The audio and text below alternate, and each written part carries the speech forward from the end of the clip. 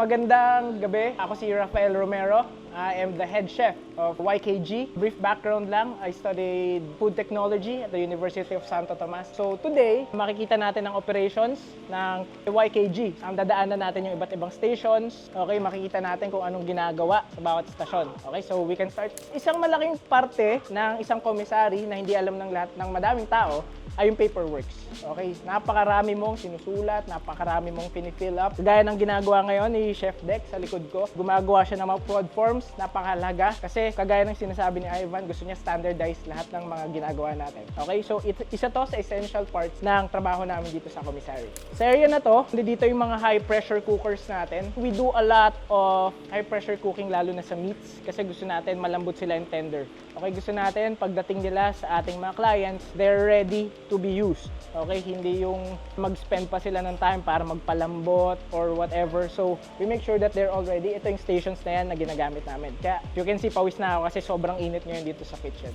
Ito, isa pa to sa prep stations namin. Here makikita natin si Chef Leo. Nagpe-prep lang siya ng isa pang product na binibigay din natin sa ating mga clients. Okay, so as you can see, segregated din yung areas. Okay, kasi doon nagpi-finish tayo ng cooked products. Dito, raw naman.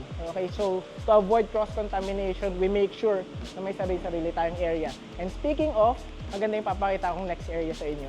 Okay, speaking of areas, itong area na to, as you can see, is very different dun sa kaninang areas. And dito, malamig. Okay? Bakit? May aircon siya and you might be wondering why, because this is the butchery area. Okay? So whenever we deal with sensitive meats, such as seafood, okay, sensitive items, let's say mussels, oysters, shrimp, anything na mabilis ma-spoil, dito natin ginagawa. Okay? Kasi ayaw natin na yung temperature niya mag-fluctuate because that induces bacterial growth and syempre, masisira yung products natin. Okay? So ito actually pinag-aagawan tong room na to ng magpa-process kasi malamig. Okay? So, try natin i-limit yung oras na andyan sila. So far, yun lang naman yung areas ng kitchen natin. Meron tayong the standards, yung mga chillers, may mga refs tayo. Yun lang naman. You're gonna see more naman as we go along and pag bumisita ulit kayo dito sa kitchen.